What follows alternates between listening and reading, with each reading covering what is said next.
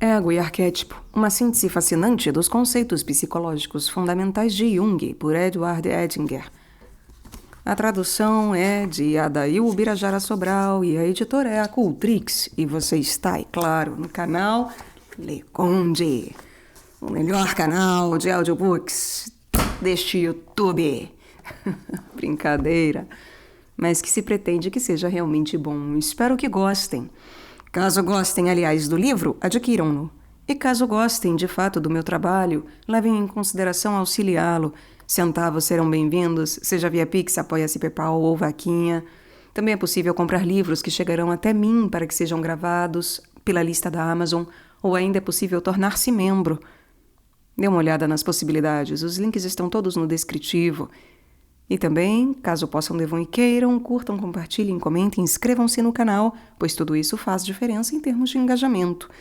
Obrigada a todos pela presença, eu desejo uma boa escuta. Finalmente chegamos ao fim do livro. É o 10º capítulo e último. A Pedra Filosofal. Obrigada mais uma vez a Sabrina que nos deu este livro. Compreendei, filhos da sabedoria, a pedra declara: protegei-me e vos protegerei.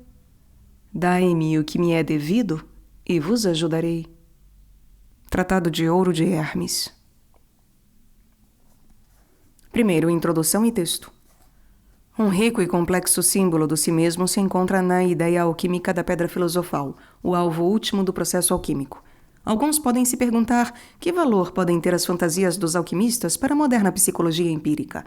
A resposta é: essas fantasias expressam simbolicamente as camadas mais profundas do inconsciente e fornecem valiosos paralelos que nos auxiliam a compreender as imagens que emergem atualmente na análise profunda dos indivíduos. O próprio fato de os alquimistas serem psicologicamente ingênuos e acríticos permitiu que as imagens simbólicas se manifestassem a si mesmas sem distorção.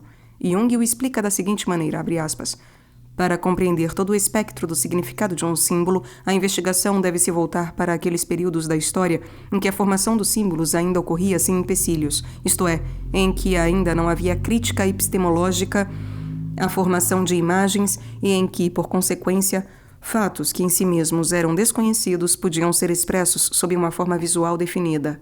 O período com essas características que está mais próximo de nós é o período da filosofia natural medieval. Ele atingiu seu desenvolvimento mais significativo na alquimia e na filosofia hermética. Fecha aspas. Diz Jung na conclusão do Mysterium Convictionis, abre aspas: a alquimia me prestou o grande e incalculável serviço de fornecer o material em que minha experiência pôde encontrar espaço suficiente e por essa razão me possibilitou descrever o processo de individuação, pelo menos em seus aspectos essenciais. Fecha aspas. O alvo do processo de individuação é obter uma relação consciente com o si mesmo. O alvo do procedimento alquímico era mais frequentemente representado pela pedra filosofal.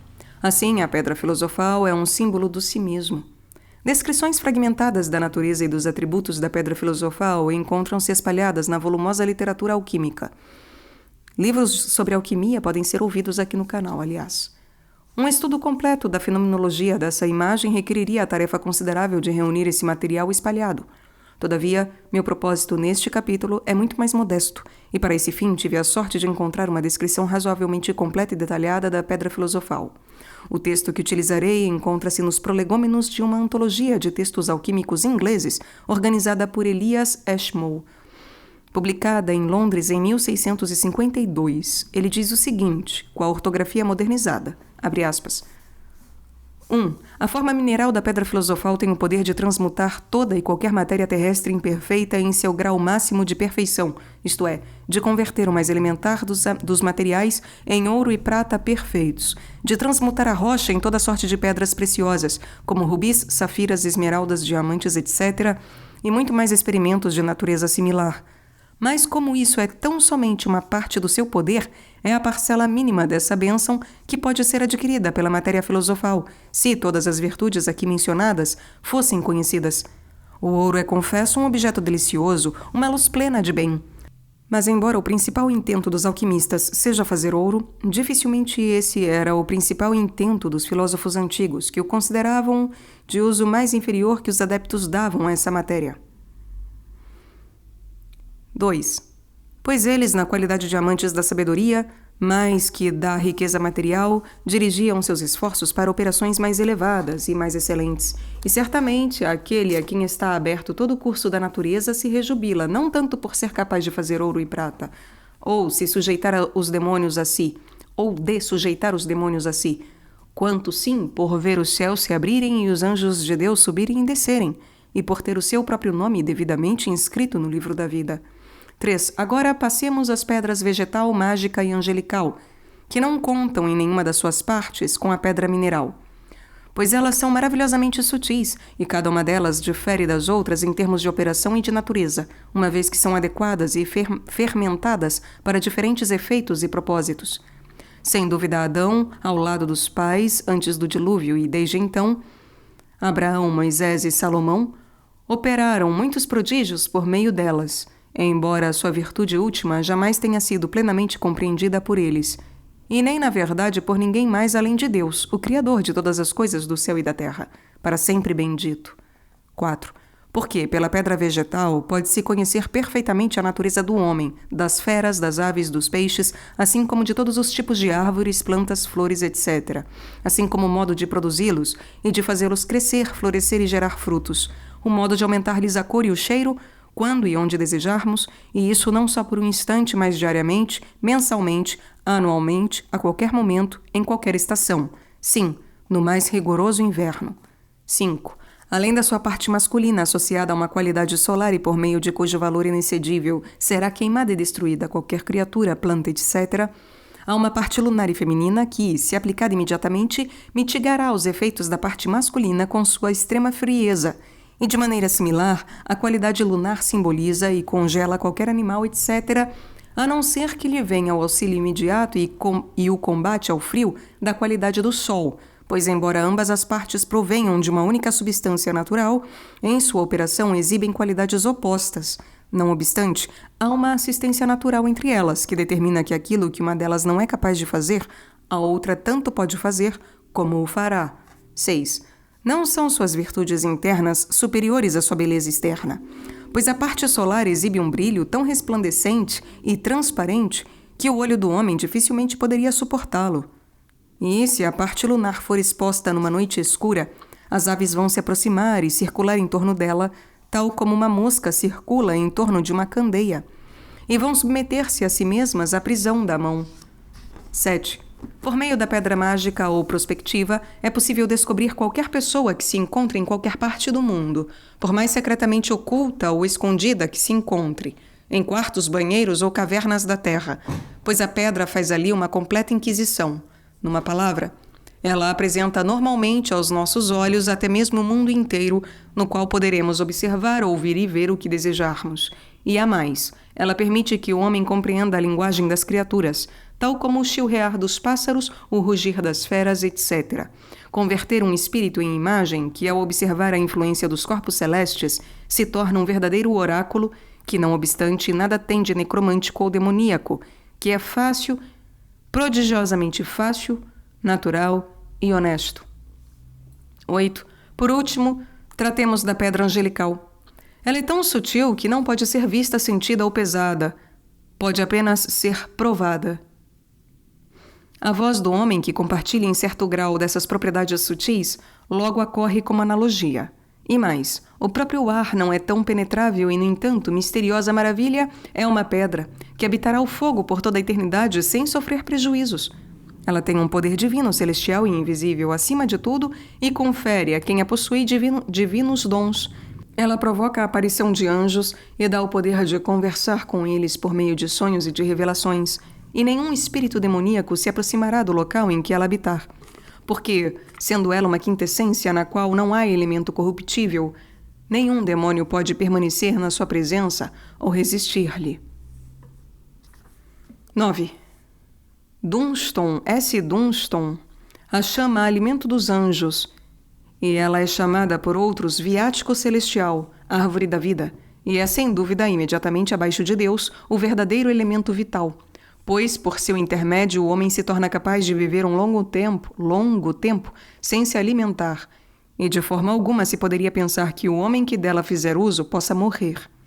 Não tenho muita admiração ao pensar sobre o porquê de os seus possuidores, que têm essas manifestações de glória e de eternidade apresentadas diante dos seus olhos carnais, desejarem viver. O porquê de eles, em lugar de desejarem ser dissolvidos e ter o prazer da plena fruição, preferirem viver num lugar em que devem contentar-se com a mera especulação. 10 Racis, não sei, dirá a vocês que há um dom de profecia escondido na pedra vermelha, pois por meio dela, ele dirá, os filósofos previram as coisas que viriam a ocorrer.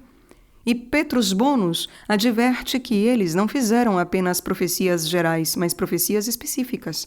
Eles tiveram um conhecimento antecipado da ressurreição e da encarnação de Cristo, do dia do juízo e do fato de o mundo dever ser consumido pelo fogo, e o souberam tão somente com base naquilo que descobriram em suas operações.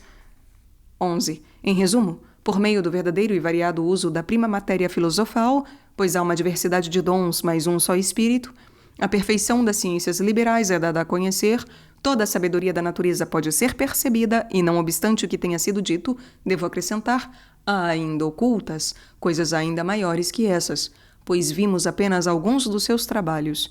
E 12, seja como for, há apenas uns poucos com condições de inocular os enxertos dessa ciência. Esses enxertos são mistérios que só podem ser revelados aos adeptos e àqueles que se vêm dedicando desde o próprio berço a servir e a esperar nesse altar. Fecha aspas. Elias Ashmole, autor deste texto, não era um alquimista praticante. Era um estudioso dotado de grande erudição que tinha interesse particular na alquimia e na astrologia e reuniu grande número de livros e manuscritos a respeito desses temas. Uma nota pessoal de interesse era sua relação com o alquimista William Backhouse. Esse alquimista adotou Ashmole como filho espiritual, abre aspas. Esse foi um evento auspicioso da vida de Ashmole. Um evento que o levou a sentir-se incluído na longa linhagem dos verdadeiros sábios, fecha aspas. 2 anos mais tarde, Backhouse, ao que parece no leito de morte, transmitiu mais alguns segredos a Ashmole. Ashmole escreveu em seu diário que Backhouse, abre aspas, me disse sílaba por sílaba qual era a verdadeira matéria da pedra filosofal, o que deixou comigo como um legado, fecha aspas. A descrição da pedra filosofal feita por Ashmole é, sem dúvida, uma compilação das qualidades da pedra, descritas nos numerosos textos alquímicos com que estava familiarizado. Ashmole reuniu esses itens dispersos, deu-lhes a forma de um todo orgânico, com base em sua própria imaginação rica, e os expressou em seu estilo estranhamente encantador. Elias Ashmole, descreve a pedra filosofal como se ela fosse 4 diferentes pedras, a que denomina pedra mineral, pedra vegetal, pedra mágica e pedra angelical. Em nosso texto, essas 4 categorias dividem o poder da pedra em 4 diferentes modos de funcionamento para propósitos de descrição, mas há um significado mais profundo. Em toda a alquimia, o simbolismo do número 4 desempenha importante papel. O 4 era considerado o princípio ordenador básico da matéria. No início do mundo, antes da criação, havia apenas a prima matéria, e não tinha forma, estrutura ou conteúdo específico. Tudo era potencial, nada era real.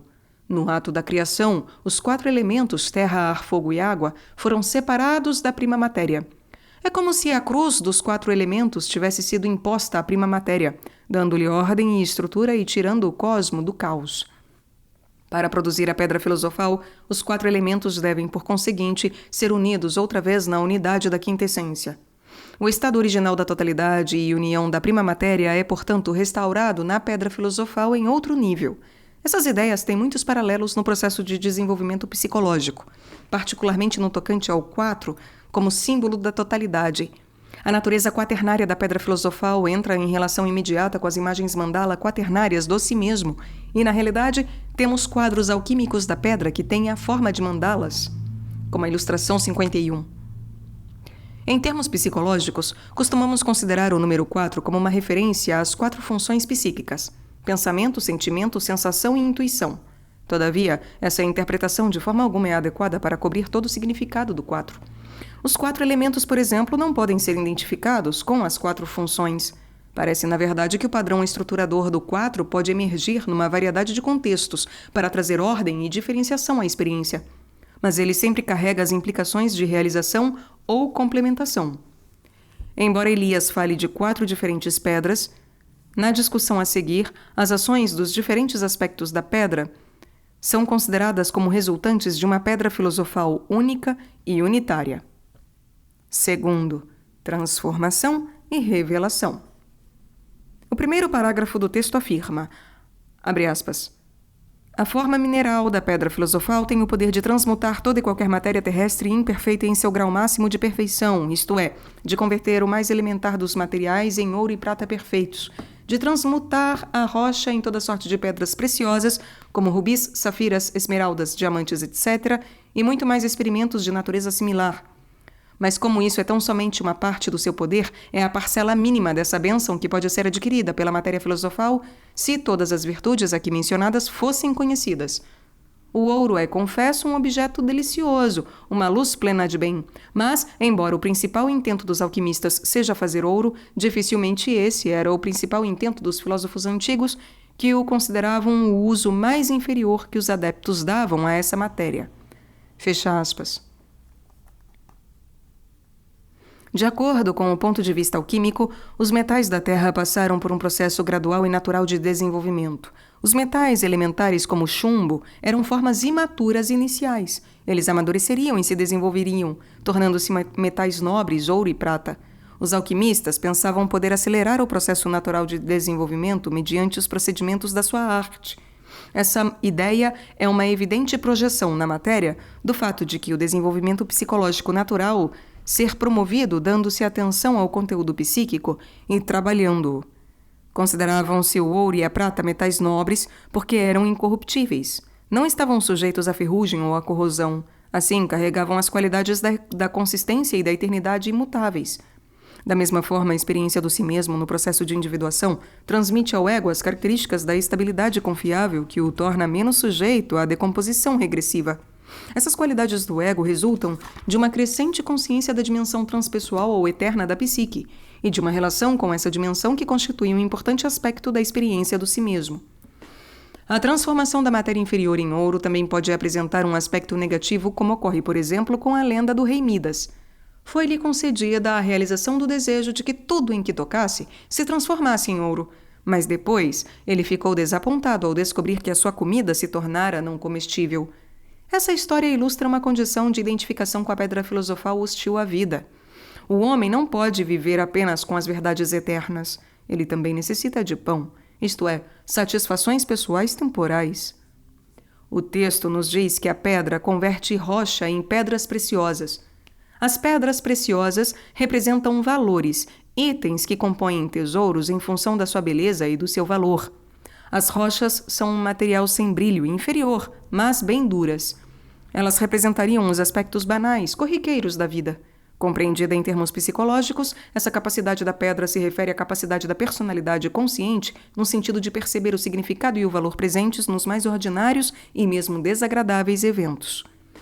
Da mesma forma, os aspectos inferiores básicos de cada indivíduo serão vistos como portadores de valor. Como a beleza está nos olhos de quem a vê, a mudança de atitude da percepção é o agente da transformação. Elias sente-se obrigado nesse ponto a informar-nos que a feitura do ouro e de joias é o menor dos poderes da pedra.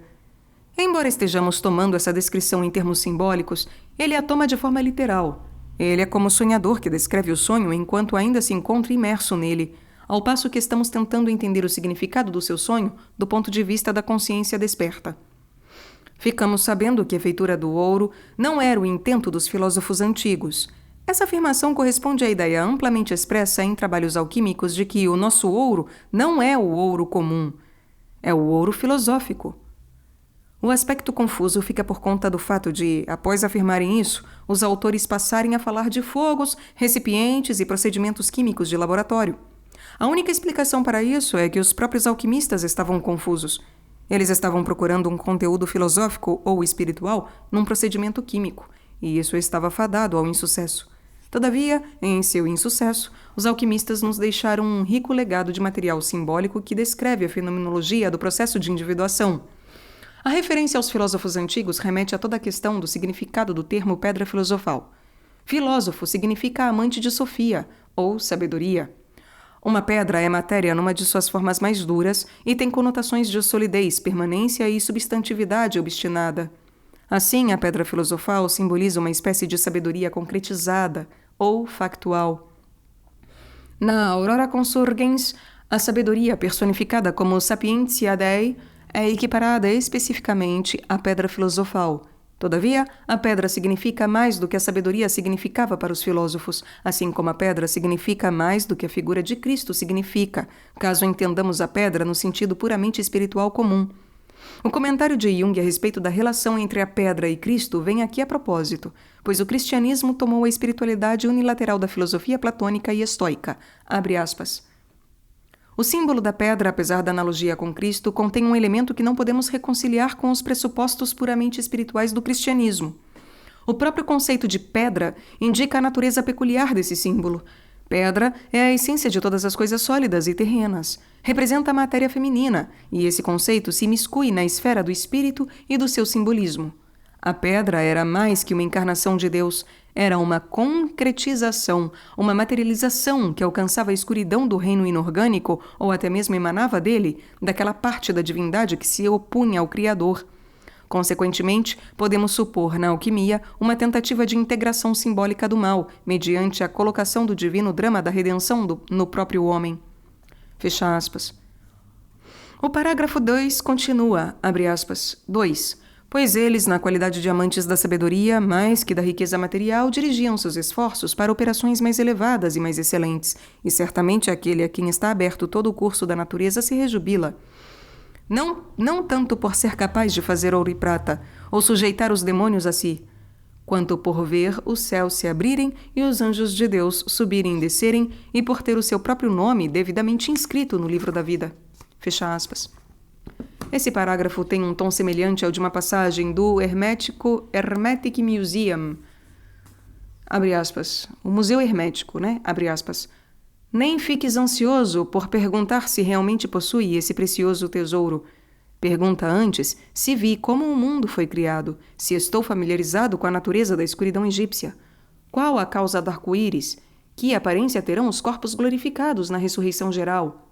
Fecha aspas.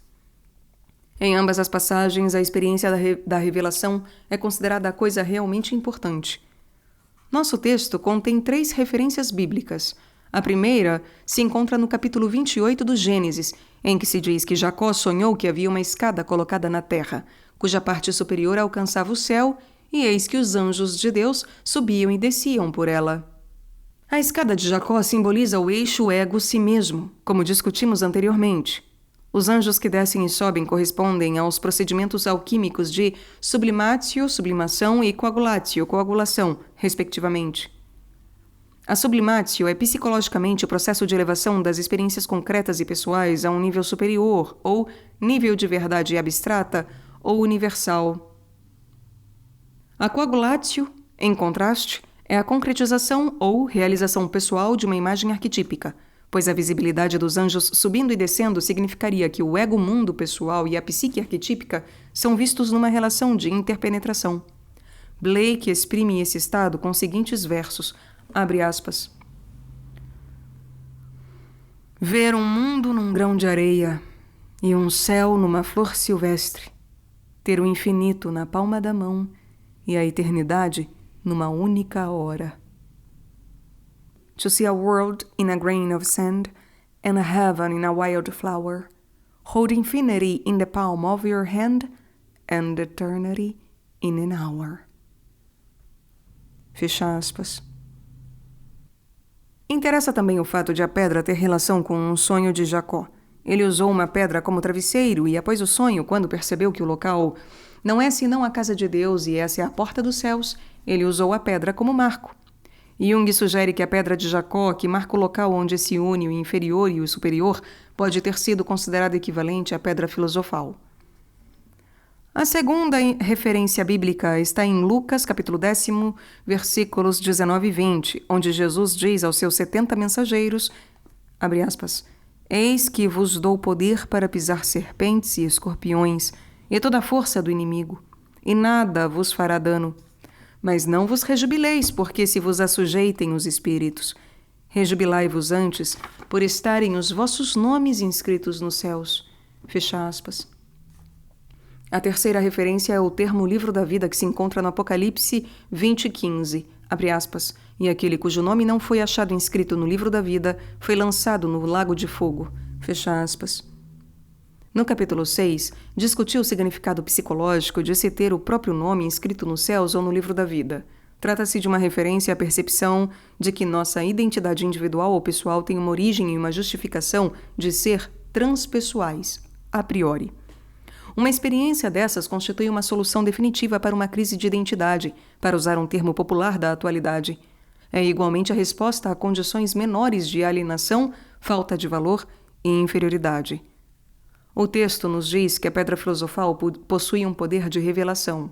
Ela abre todo o curso da natureza, revela os vínculos existentes entre as dimensões pessoais e transpessoais, terra e céu da psique, e torna evidente que nosso ego pessoal tem um fundamento metafísico e, por conseguinte, um direito inalienável de existir em toda a sua peculiaridade. Esses efeitos correspondem estreitamente aos efeitos de um encontro com um símbolo do si mesmo que pode emergir num sonho ou numa fantasia durante a psicoterapia. Por exemplo, uma mulher com problemas de alienação teve o seguinte sonho, abre aspas, uma criança órfã foi deixada no batente da minha porta à noite. Ela parecia ter um cordão umbilical que chegava aos céus. Senti-me completamente realizada quando a descobri. Conheci o propósito da minha vida.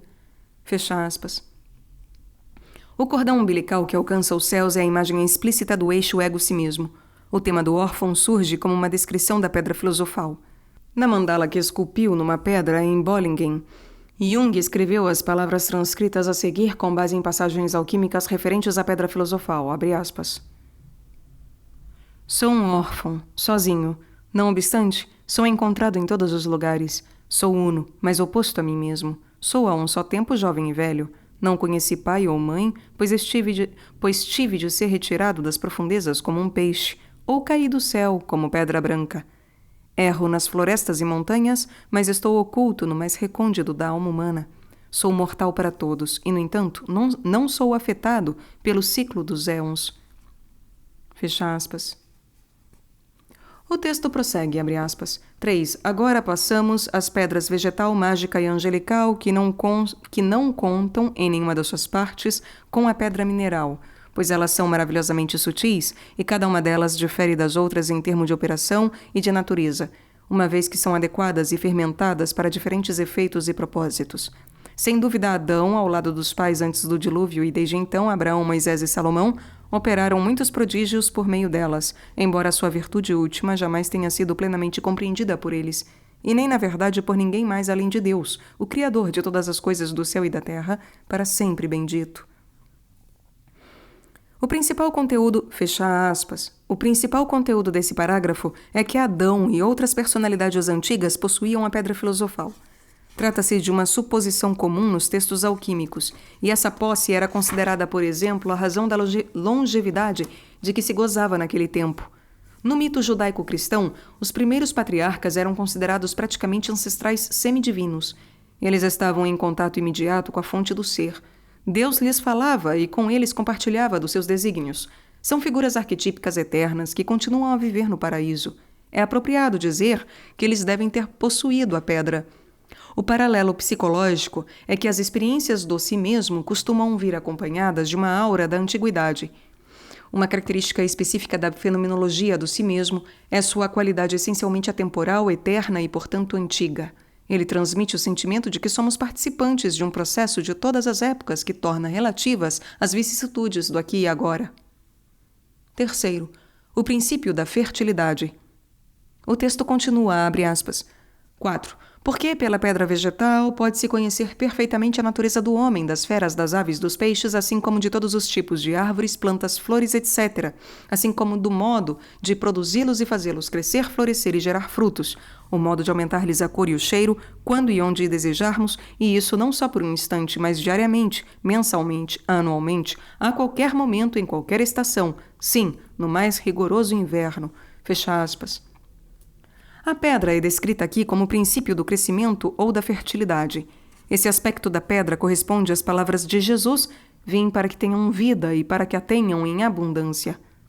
Uma identificação explícita entre Cristo e o princípio da fertilidade está numa lenda apócrifa referente à fuga para o Egito. A caminho do Egito, José, Maria e Jesus encontram um agricultor plantando trigo. O infante Jesus toma de um punhado de sementes e as atira pelo caminho. Elas crescem instantaneamente, amadurecem e ficam prontas para a colheita. Quando José e sua família ficam encobertos pelo alto trigal, um grupo de soldados do Herodes vai procurá-los. «Viste uma mulher e uma criança?» pergunta um soldado. «Sim», disse o agricultor, «vi-as quando estava plantando esse trigo». «Ah, isso deve ter acontecido há muitos meses», dizem os soldados de Herodes, e vão embora. Osíris também encarna o princípio da vida e da fertilidade. Um texto inscrito num túmulo egípcio diz, abre aspas, sou a planta da vida que vem de Osíris, que cresce das costelas de Osíris, que permite que as pessoas vivam, que torna os deuses divinos, que espiritualiza os espíritos, que dá vida aos viventes, que fortalece os membros dos viventes, vivo como trigo a vida dos viventes. Sou a vida que surge de Osíris. Fecha aspas. Na antiguidade, o princípio da fertilidade era objeto de grandes cultos. O simbolismo sexual desempenhava um grande papel nesses ritos, uma vez que a sexualidade é evidentemente a origem da vida e meio pelo qual os propósitos transpessoais da natureza transformam um homem em seu instrumento. O útero, o seio e o pênis são, por conseguinte, símbolos apropriados para o próprio princípio da vida, que, nas palavras do nosso texto, gera todas as formas de vida e sabe como produzi-las e fazê-las crescer, florescer e gerar frutos. Consideradas em termos psicológicos, as qualidades de promoção do crescimento que a pedra possui referem-se ao fato de o si mesmo ser a fons et origo da existência psíquica. A vida, o crescimento e a fertilidade são expressões da libido, ou energia psíquica. Esse aspecto da pedra está vinculado ao simbolismo alquímico da Benedicta Viriditas, a bendita verdura, que tem ligações com Afrodite, com o espírito da vegetação e com o Espírito Santo. O aspecto da fertilidade da pedra às vezes aparece em sonhos. Por exemplo, um jovem que estava passando por um período de transição e se encontrava na realidade por demais envolvido com energias transpessoais, sonhou que, por onde passava, a grama ficava mais espessa e mais verde, seguindo a trilha dos seus passos. Outro homem teve o seguinte sonho, abre aspas, vejo um homem com um pênis extraordinariamente longo. Ele é jovem e, no entanto, parece meu avô. O pênis é semelhante a um cachimbo e é composto pela junção de partes. Para caminhar, o homem separou essas partes e as carregou numa caixa especialmente preparada para isso. Fecha aspas. Essa figura é imediatamente identificada como um aspecto do si mesmo em função do fato de ser, paradoxalmente, tanto jovem quanto velha, isto é, de transcender a categoria do tempo. A pedra filosofal costuma ser descrita nesses termos paradoxais. O imenso pênis refere-se ao princípio da criação ou da fertilidade que estamos discutindo. Seu tamanho, que ultrapassa em muito as proporções humanas, indica sua natureza arquetípica ou suprapessoal. O fato de ser construído em seções e de ter uma qualidade artificial ou fabricada constitui uma reminiscência do falo de Osíris renascido. Após o desmembramento de Osíris, o falo original era justamente o fragmento que não se conseguia encontrar. Ísis então o substituiu por um falo artificial, de madeira, com o qual o Oro foi concebido. A concepção por meio de um falo de madeira é um evento estranho, não humano. Assim, faz alusão a um processo transpessoal que está além da compreensão do homem ou do ego. Talvez aponte a uma concepção psíquica realizada por uma imagem simbólica e não pela realidade concreta. Quarto, a união dos opostos. O texto segue, abre aspas, 5. Além de sua parte masculina, associada a uma qualidade solar e por meio de cujo calor inexcedível será queimada e destruída qualquer criatura, planta, etc., há uma parte lunar e feminina que, se aplicada imediatamente, mitigará os efeitos da parte masculina com sua extrema frieza. E, de maneira similar, a qualidade lunar imobiliza e congela qualquer animal, etc., a não ser que lhe venha o auxílio imediato e o combate ao frio da qualidade do sol, pois, embora ambas as partes provenham de uma única substância natural, em sua operação exibem qualidades opostas. Não obstante, há uma assistência natural entre elas que determina que aquilo que uma delas não é capaz de fazer, a outra tanto pode fazer como o fará. Fecha aspas. Aqui somos informados de que a pedra filosofal é uma união de duas entidades opostas, uma entidade quente, masculina, solar, e uma entidade fria, feminina, lunar. Isso corresponde àquilo que Jung demonstrou de forma tão exaustiva, o fato de o si mesmo ser experimentado e simbolizado como a união de opostos. A pedra filosofal costuma ser descrita como uma conjunção entre o Sol e a Lua. Muitos quadros alquímicos tentam descrever esse paradoxo. O texto descreve também as qualidades negativas e perigosas que cada uma dessas partes pode exibir quando opera sozinha. A parte solar, encontrada em sua forma pura, é destrutiva em função do seu calor e da sua intensidade excessivos. Trata-se de uma reminiscência da segunda tarefa da psique no mito de Amor e Psique. Vênus ordenara à psique que conseguisse um fio de lã de um rebanho de carneiros do velocino de ouro. Um junco amigo à beira do rio deu à psique o seguinte conselho, abre aspas, não te aproximes agora desses terríveis carneiros, pois eles tomam um calor abrasador do sol flamejante e um selvagem frenesi os enlouquece, de modo que eles, com seus agudos chifres e com suas testas duras como pedra, e às vezes até mesmo com suas venenosas presas, saciam sua fúria na destruição dos homens. Mas quando o calor do sol do meio-dia tiver reduzido sua intensidade e as feras forem acalentadas pela suave brisa do rio, e quando os carneiros acalmarem a sua loucura e aplacarem a sua ira, aí sim vai agitar as folhas do bosque longínquo e encontrarás a lã de ouro espalhada aqui e ali nos ramos quebrados. Fecha aspas.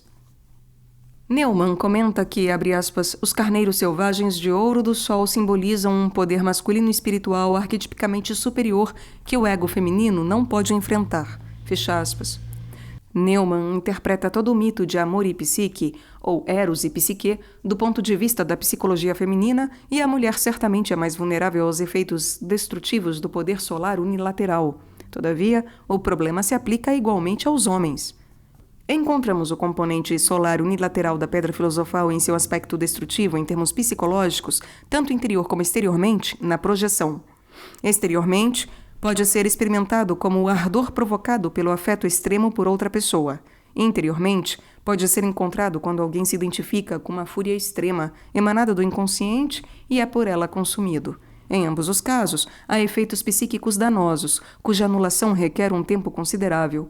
As quantidades moderadas de libido solar são criadoras, frutíferas e promotoras de vida, mas um excesso unilateral é inimigo da vida psíquica.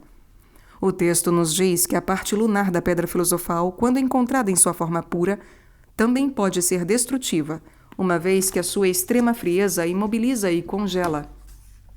O exemplo clássico do aspecto imobilizador e paralisante do princípio feminino negativo é o mito da górgona medusa.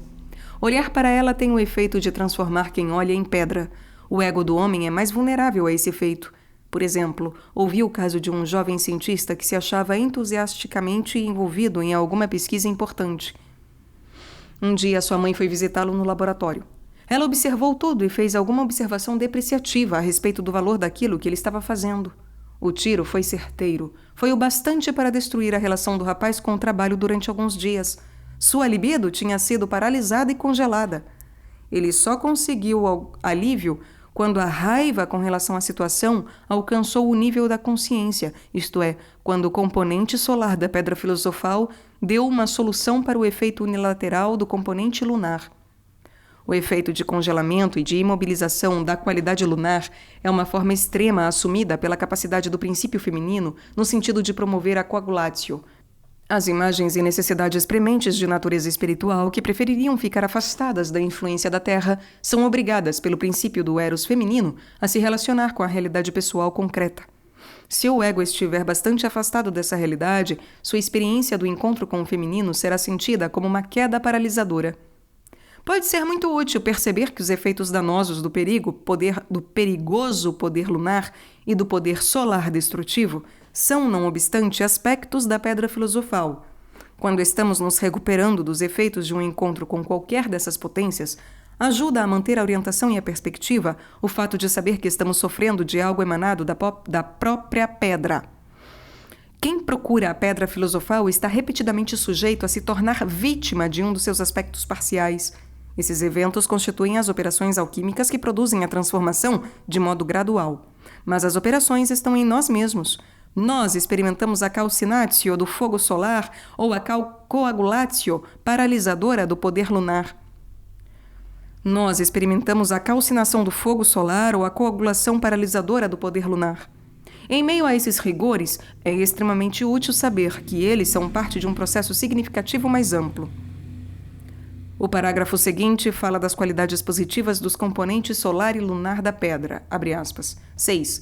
Não são suas virtudes internas superiores à sua beleza externa, pois a parte solar exibe um brilho tão resplandecente e transparente que o olho do homem dificilmente poderia suportá-lo. E se a parte lunar for exposta numa noite escura, as aves vão se aproximar e circular em torno dela, tal como a mosca circula em torno de uma candeia, e vão submeter-se a si mesmas à prisão da mão. Fecha aspas. O aspecto positivo do princípio solar da consciência masculina e espiritual deriva do fato de este ser produtor de luz. Tudo se torna claro, brilhante e transparente sob a intensidade de sua iluminação. A experiência desse aspecto do si mesmo pode transmitir uma considerável dose de luminosidade e, em geral, se faz acompanhar de símbolos de luz, iluminação brilhante, fisionomia irradiante, halos, etc. William James comenta a frequência dos fenômenos de iluminação, a que dá o nome de fotismos, na experiência da conversão religiosa. Ele cita a descrição de um caso desses da seguinte maneira, abre aspas, "De repente, a graça de Deus brilhou sobre mim e me envolveu de maneira quase maravilhosa. Uma luz perfeitamente inefável brilhou em minha alma, uma luz que quase me deixou prostrado. Essa luz parecia o brilho do sol, espalhando-se em todas as direções. Era intensa demais para os olhos. Penso que aprendi algo naquele momento por meio da experiência real sobre aquela luz que prostrou Paulo na estrada de Damasco. Era certamente uma luz que eu não poderia ter suportado por muito tempo." Fecha aspas. Ao longo da análise, às vezes ocorrem iluminações de menor intensidade, associadas a imagens oníricas características. Exemplos dessas imagens podem ser encontrados na série de sonhos publicadas por Jung na parte 2ª de Psicologia e Alquimia. Por exemplo, os sonhos 7, 19 e 20 da série em questão. A experiência que acompanha essas imagens é uma expansão da consciência e um aumento da compreensão. Trata-se de um encontro com um aspecto do si mesmo e é, por conseguinte, bastante impressionante. Todavia, como apenas um lado é constelado, os símbolos típicos da totalidade não encontram expressão explícita. O texto fala também dos aspectos positivos da parte lunar. É muito difícil exprimir adequadamente por meio de palavras o significado psicológico da lua. Erich Neumann fez um esplêndido esforço nesse sentido no ensaio On the Moon and Matriarchal Consciousness, sobre a lua e a consciência matriarcal, que recomendo enfaticamente. Nesse artigo ele escreve, abre aspas, não sob os raios ardentes do sol, mas a fria luz refletida da lua. Quando a escuridão da consciência se encontra em plenitude, o processo criador se completa. A noite, e não o dia, é o tempo da procriação. Ela quer a escuridão, assim como a calma, o segredo e o silêncio e a obscuridade. Portanto, a lua é senhora da vida e do crescimento, em oposição ao sol letal e devorador. A úmida noite é própria ao sonho, ao sono, mas também à cura e à recuperação. O poder regenerativo do inconsciente realiza na escuridão noturna ou por meio da luz da lua sua tarefa. Um mysterium num mysterium, que vem de fora de si mesmo, da natureza, e sem ajuda do ego cabeça. Fecha aspas. Diz o texto que a parte lunar da pedra atrairá aves à noite e as levará a aceitar o cativeiro voluntariamente. As aves, como intuições ilusórias ou potenciais do espírito, são, portanto, trazidas à realidade pelo modo lunar de ser tão bem descrito por Newman. Também mencionamos aqui o tema da domesticação. Um paralelo é o motivo do unicórnio, que só pode ser domesticado no colo de uma virgem. Na alquimia, o unicórnio simbolizava o Mercúrio, o espírito ilusório difícil de apreender e de controlar. Num texto, o unicórnio se transforma numa pomba branca, outro símbolo de Mercúrio, assim como do Espírito Santo. Assim, a virgem que domestica o unicórnio é sinônimo da porção lunar da pedra que leva os pássaros à aceitação voluntária do cativeiro. Essas imagens se referem a uma certa atitude gerada pelo aspecto lunar ou yin do si mesmo, que leva as necessidades selvagens e livres, mas indisciplinadas, a entrarem em contato com a realidade e a se submeterem à totalidade transpessoal da personalidade. Trata-se da domesticação do desejo selvagem que se considera autossuficiente. Uma mulher real pode servir essa função para um homem. Ela deve ser virginal no sentido descrito por Esther Harding, isto é, uma mulher que pertença a si mesma e que funcione como entidade feminina independente, não contaminada por atitudes masculinas. Esther Harding pode ser ouvida aqui no canal. Na alquimia, o unicórnio no colo da Virgem estava claramente associado ao Cristo morto no colo de Maria. Isso traz toda a ideia de encarnação do Logos para esse simbolismo. A encarnação constitui um aspecto da coagulatio, a coagulação. Os alquimistas se preocupam com o modo de coagular, capturar ou fixar o espírito ilusório do Mercúrio. Uma das formas representadas pictoricamente era a transfixação da serpente mercurial a uma árvore ou sua pregação a uma cruz, tal como se fez com Cristo. A árvore e a cruz são símbolos femininos e, portanto, se equiparam ao colo da Virgem e ao aspecto lunar da pedra. Essas imagens desafiam uma explicação fácil, mas certamente têm relação com a percepção da psique como entidade concreta que tem sua existência efetiva e particular engendrada pelo aspecto lunar da pedra. Quinto, a ubiquidade. O parágrafo 7 prossegue, abre aspas, 7. Por meio da pedra mágica ou prospectiva, é possível descobrir qualquer pessoa que se encontre em qualquer parte do mundo, por mais secretamente oculta ou escondida que se encontre. Em quartos, banheiros ou cavernas da terra, pois a pedra faz ali uma completa inquisição. Numa palavra, ela apresenta normalmente aos nossos olhos até mesmo o mundo inteiro, no qual poderemos observar, ouvir ou ver o que desejarmos.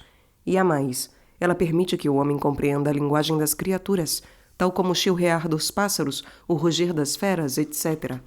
Converter um espírito em imagem que, ao observar a influência dos corpos celestes, se torna um verdadeiro oráculo, que, não obstante, nada tem de necromântico ou demoníaco, que é fácil, prodigiosamente fácil, natural e honesto. Fecha aspas. Nada podemos ocultar à pedra. Tudo está aberto à sua visão. A pedra é ubíqua. A pedra é, por conseguinte, equivalente ao olho de Deus que a tudo vê. Na quarta e na quinta visão de Zacarias, há um interessante paralelo do nosso texto. Na quarta visão, Zacarias vê uma pedra com 7 olhos. Na quinta, vê um candelabro em que há 7 lâmpadas. Um anjo lhe diz, 7 são os olhos de Yahvé. Eles abarcam todo o mundo. Jung afirma que alguns alquimistas interpretavam essas passagens como referências à pedra filosofal. Os 7 olhos de Deus corresponderiam às 7 esferas planetárias e, na alquimia, aos 7 metais. Eles são os 7 degraus da escada da transformação. O olho de Deus foi uma imagem proeminente na religião egípcia antiga. O texto de um túmulo diz, abre aspas, sou o olho de Oro, que a tudo vê. cujo aparecimento provoca o terror, senhora do massacre, poderoso do erro. Fecha aspas. Essa passagem reflete a atitude comum do ego diante do encontro com a experiência do olho de Deus. Trata-se de uma atitude de ansiedade em que está presente o temor da descoberta e o julgamento dos pecados inconscientes. Como nada pode ficar longe das vistas da pedra filosofal, a pedra será sentida como perigosa ameaça por todos que tentarem escapar à plena autoconsciência. A pedra pode ver tudo sempre porque simboliza a personalidade completa e integrada que não tem aspectos ocultos nem dispersos. Pela mesma razão, ela permite a compreensão dos pássaros e feras, que representam a sabedoria intuitiva e instintiva do homem. A imagem do olho de Deus sugere uma fonte unificada da consciência e a visão no interior do inconsciente. Talvez seja também uma alusão aos fenômenos da sincronicidade. O olho como círculo às vezes é encontrado em mandalas. Por exemplo, na pedra de Bollingen, de Jung, tem a forma de um olho com uma figura de pupilus, telésforo, no interior da pupila. O olho de Deus é uma expressão pictorial do aforismo vocatus atque non vocatus Deus adariti. Por fim, o parágrafo nos diz que a pedra pode, abre aspas, converter um espírito em imagem que, ao observar a influência dos corpos celestes, torna-se um verdadeiro oráculo. Fecha aspas. Converter um espírito em imagem deve referir-se psicologicamente à capacidade do inconsciente no sentido de exprimir um humor ou um afeto indiferenciado, vago, em alguma imagem fantasiosa específica. Esse evento é o alvo do processo da imaginação ativa. Para fazer um conteúdo inconsciente emergir à consciência, é preciso que o imaterial seja coagulado em matéria. O desencarnado, ou melhor, o ainda não encarnado, deve passar pela encarnação. Deve-se apreender um espírito, deve-se apreender um espírito em alguma forma discernível para torná-lo um conteúdo da consciência. Trata-se de um dos aspectos da operação alquímica da coagulação, coagulatio. Os sonhos desempenham essa função, o mesmo ocorrendo com a imaginação ativa e com outras formas imaginativas da expressão criativa. Nosso texto diz que a pedra filosofal é que realiza a transformação do espírito em imagem. Isso corresponde ao velho ditado, segundo o qual os sonhos vêm de Deus.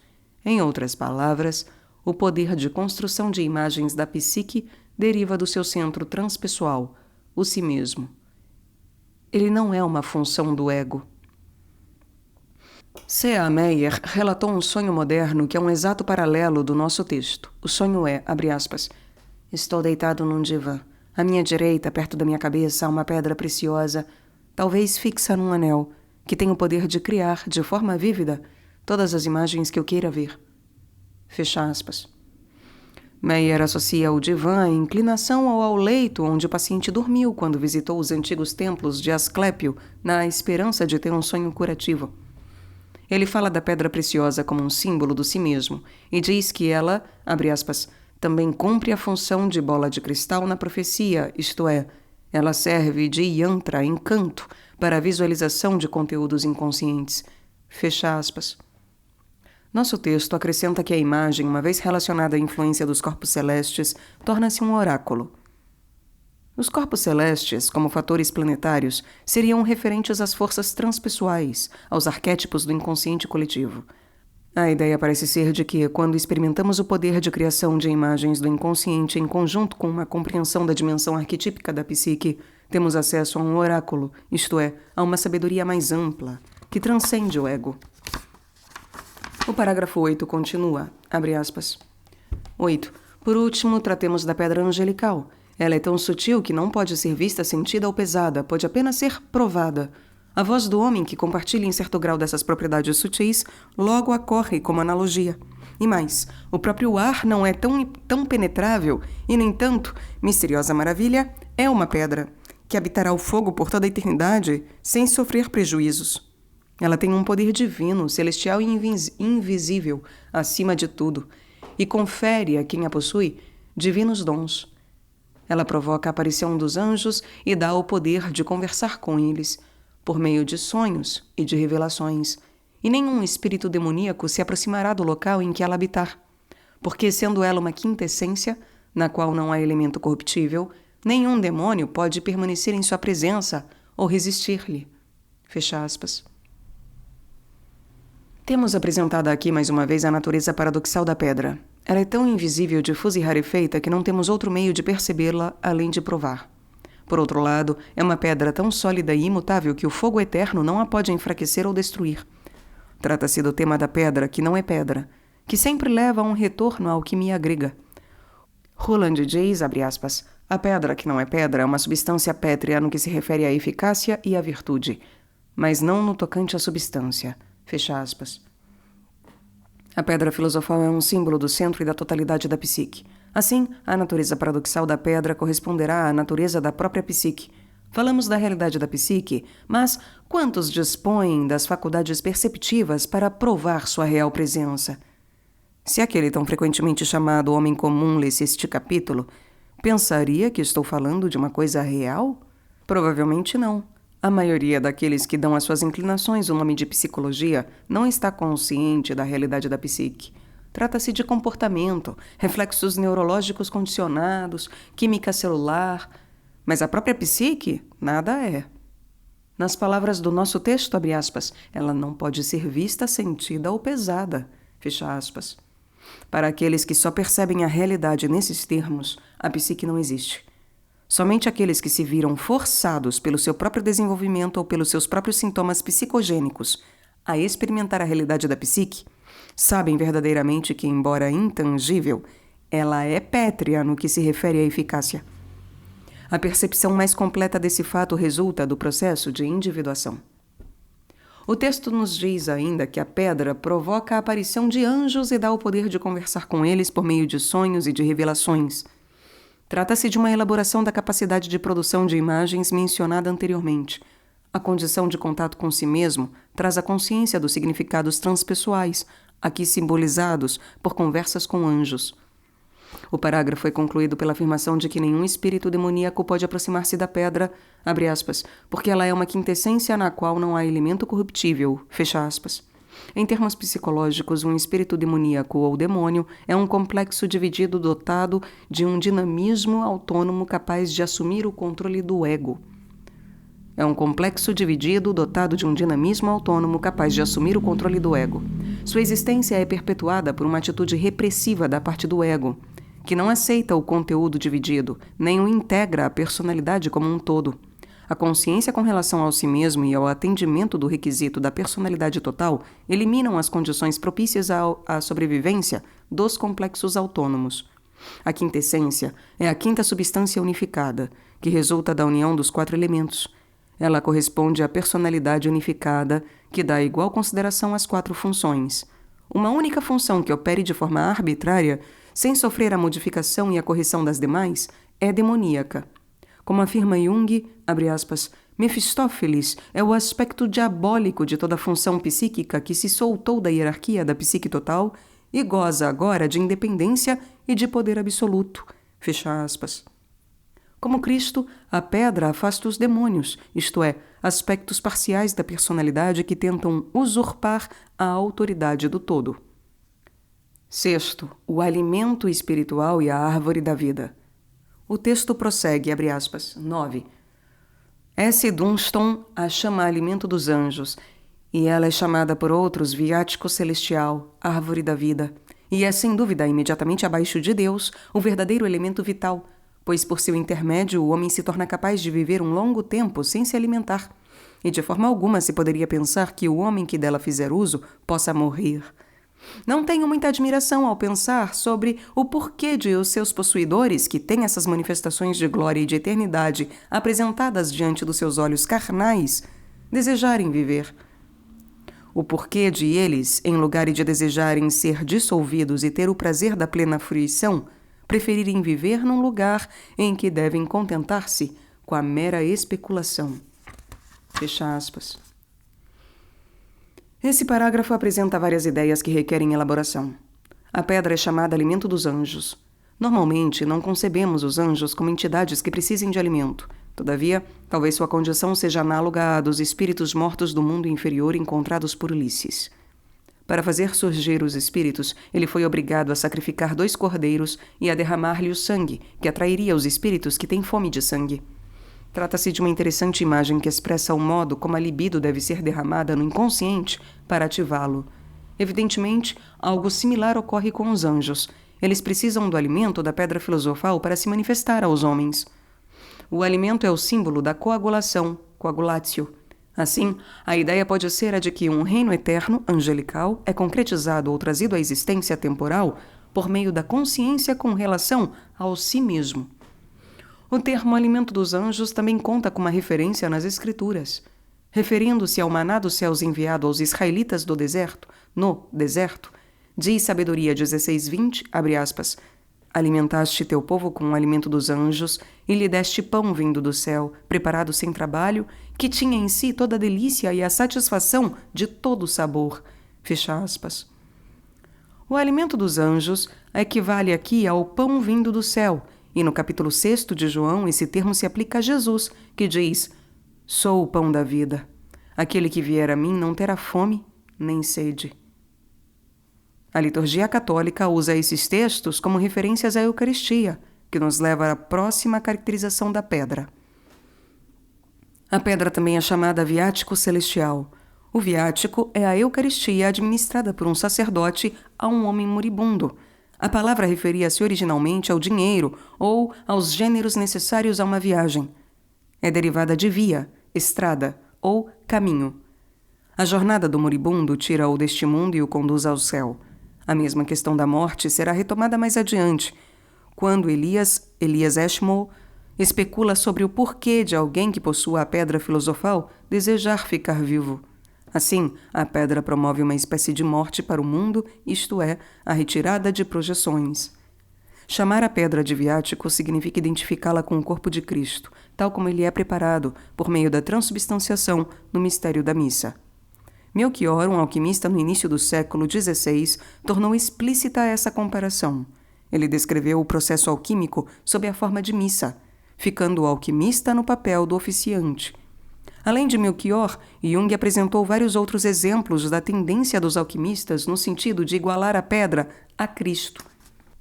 Aqui vemos um esforço inicial do princípio de individuação que se baseia no primado da experiência subjetiva, no sentido de tomar e assimilar o valor central da tradição religiosa coletiva predominante. Há uma situação semelhante em nossos dias que envolve a psicologia analítica e a religião. Àquele que já não vê sentido nas formas religiosas tradicionais, a psicologia analítica oferece um novo contexto para a compreensão dos símbolos transpessoais, um contexto mais apropriado para os aspectos mais desenvolvidos da consciência moderna. A pedra também é chamada a árvore da vida. Isso é uma referência à segunda árvore no Jardim do Éden. Depois de ter comido da árvore do conhecimento do bem e do mal, Adão é expulso do jardim para que não estenda a mão e tome também do fruto da árvore da vida e o coma e viva para sempre. A árvore passou a ser guardada daquele momento em diante pelo querubim e pela espada flamejante que se volta para todos os lados. A pedra corresponderá por via de consequência a algo de que o homem esteve próximo, mas que, tendo passado para a consciência dos opostos, conhecimento do bem e do mal, dele foi afastado. A relação do indivíduo com si mesmo desenvolve-se dessa forma. Como discutimos na parte primeira, o ego nascente está contido originalmente num estado inconsciente do si mesmo, a condição primordial de totalidade que Neumann denominou Ouroboros. Com a emergência da consciência do ego, vem a dolorosa separação da totalidade inconsciente e da relação imediata com a vida, simbolizada pela árvore da vida. O alvo último do desenvolvimento da psique torna-se, portanto, uma recuperação do estado da totalidade original perdida, dessa vez no nível da percepção consciente. Não era incomum descrever a pedra filosofal como árvore transcendente. Logo, ela tem relação com o bem conhecido simbolismo da árvore do mundo ou árvore cósmica. Assim como Cristo foi o segundo Adão, sua cruz era concebida como a segunda árvore, a árvore da vida. Um alquimista descreve a pedra filosofal com as seguintes palavras, abre aspas, considerando simplesmente a semelhança e não a substância, os filósofos comparam seu material a uma árvore de ouro com 7 ramos, pensando que ela inclui em sua semente os 7 metais, e que estes estão nela ocultos, razão por que a consideram uma coisa viva. Mais uma vez, assim como as árvores naturais têm diversas florações em sua estação, o material da pedra faz aparecer as mais belas cores quando exibe suas florações. Fecha aspas. Aparecem árvores estranhas e impressionantes em sonhos e desenhos modernos. Jung dá um certo número de exemplos em seu ensaio A Árvore Filosofal. Um paciente, em meio a uma grande transição, resolução de transferência, sonhou que uma imensa árvore caiu com estrondo no chão e que, enquanto ela caía, ele ouviu um grito agudo, não terreno. Esse sonho tem um interessante paralelo num texto que descreve a árvore filosófica como uma árvore invertida, abre aspas. As raízes do seu núcleo estão no ar e as copas na terra. E quando são retiradas do seu lugar, ouve-se um terrível som e sobrevém um grande temor. Fecha aspas. A árvore filosófica pode passar pela morte e pelo renascimento de forma bastante semelhante à da fênix. Esse sonho poderia sugerir, consequentemente, que a personalidade como um todo está passando por uma transformação de desenvolvimento. Sétimo e último. O no todo. O texto continua. Abre aspas. 10. Assis dirá a vocês que há um dom de profecia escondido na pedra vermelha, pois por meio dela ele dirá os filósofos previram as coisas que viriam a ocorrer. E Petrus Bonus adverte que eles não fizeram apenas profecias gerais, mas profecias específicas. Eles tiveram um conhecimento antecipado da ressurreição e da encarnação de Cristo, do dia do juízo e do fato de o mundo dever ser consumido pelo fogo. E o souberam tão somente com base naquilo que descobriram no curso de suas operações. Fecha aspas. A capacidade da pedra, em termos de profecia, significa que ela está ligada a uma realidade transconsciente que se encontra além das categorias de tempo e espaço. Isso corresponde ao fenômeno descrito por Jung, que ele denominou sincronicidade. Uma das formas pelas quais ele pode se manifestar é a coincidência significativa entre um sonho ou outra experiência psíquica e algum evento futuro. Jung apresenta alguns exemplos em seu ensaio sobre a sincronicidade. Essas experiências têm mais probabilidades de ocorrer quando o nível arquetípico da psique foi ativado e tem um impacto luminoso sobre aquele que as experimenta. O texto menciona especificamente o pré-conhecimento da ressurreição e encarnação de Cristo, dia do juízo, etc. Esses são eventos definitivamente transpessoais e mesmo cósmicos. A implicação parece ser de que a pedra transmite o conhecimento de estrutura suprapessoal ou ordem das coisas, inerente ao próprio universo e bem afastada dos princípios de estruturação da consciência do ego, a saber, espaço, tempo e causalidade. Jung fala desse princípio ordenador transpessoal como um significado autossustentado e relata vários sonhos que aparentemente aludem a ele.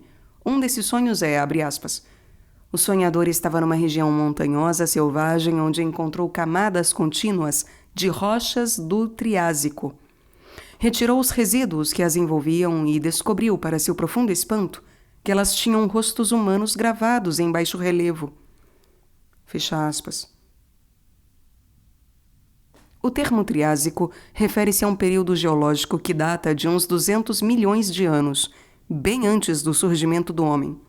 Assim, o aparecimento do homem foi, por assim dizer, profetizado no sonho.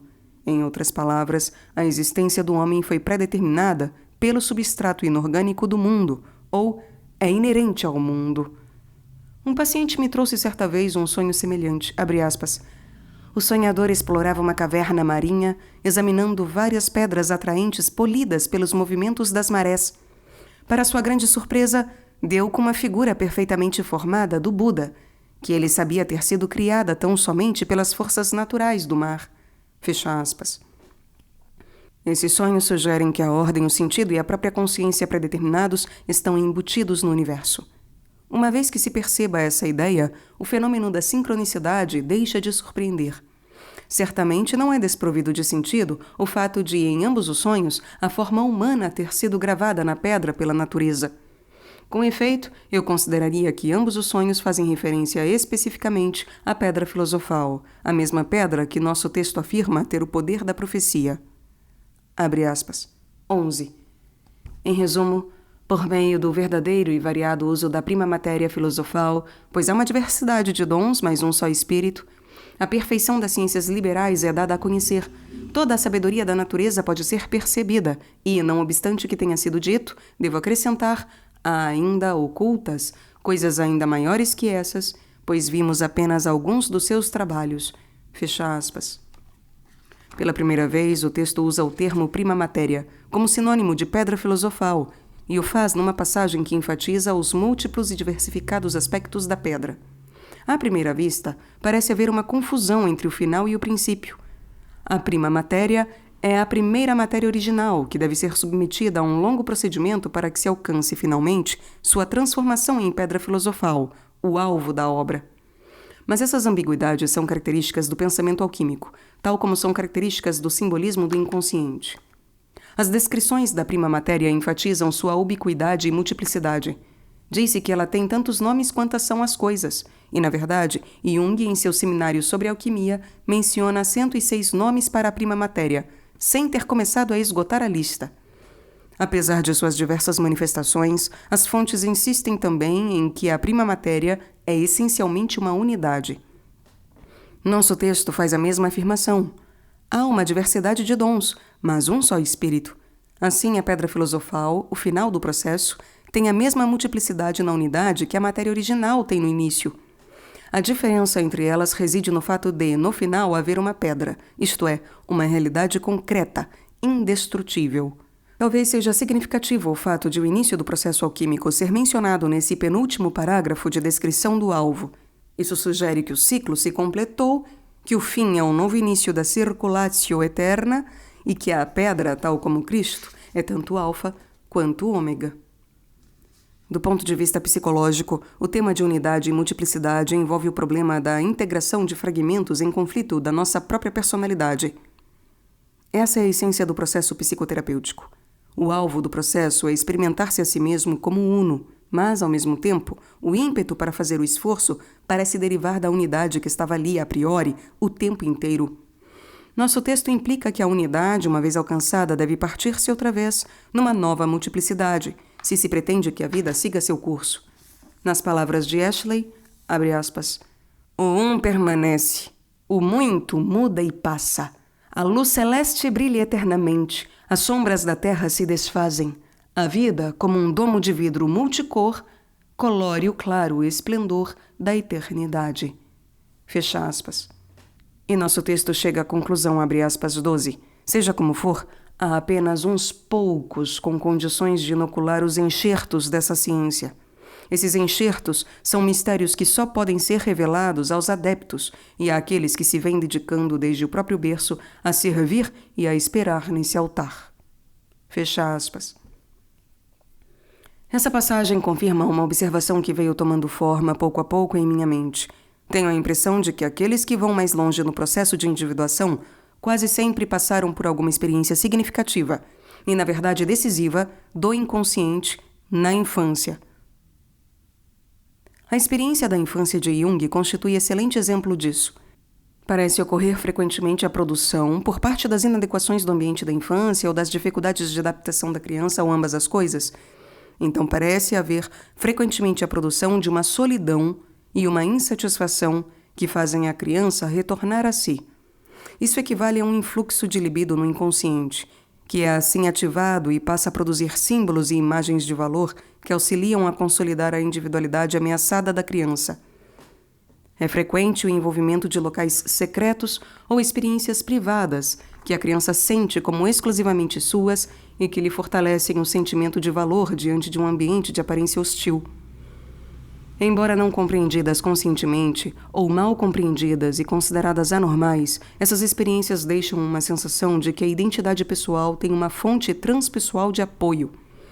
Assim, elas podem semear as sementes da gratidão e da devoção à fonte do nosso ser, que só emerge em plena consciência muito mais tarde. O texto diz que só se pode ensinar essa ciência a uns poucos. E, de fato, o conhecimento da psique arquetípica só está disponível para uns poucos. Ele deriva de experiências subjetivas internas que dificilmente podem ser transferidas. Todavia, a realidade da psique está começando a reunir testemunhos a seu favor. A pedra filosofal é um símbolo dessa realidade. Há um poder de cura nas imagens que se agregam em torno desse símbolo. Trata-se de uma potente expressão da fonte e da totalidade do ser individual. Quando quer que se manifeste no processo psicoterapêutico, ela apresenta um efeito construtivo e integrador. é realmente uma pérola de valor incalculável. Esse símbolo se desenvolveu por um período de 15 séculos. Foi enriquecido por meio dos esforços de incontáveis homens devotados que foram atraídos pelo seu nume. Eles trabalharam em geral sozinhos, como indivíduos, sem o apoio confortador de uma instituição. Encontraram perigos, exteriores e interiores. Esses perigos foram, de um lado, príncipes gananciosos e caçadores de heresias, e, de outro, os riscos da solidão e da ativação do inconsciente que esta traz consigo. Sua própria história constitui um testemunho do poder do Lapis Philosophorum, um poder capaz de colocar as energias de tantos homens talentosos a seu serviço. Trata-se de um importante símbolo que finalmente chegou ao alcance da compreensão moderna.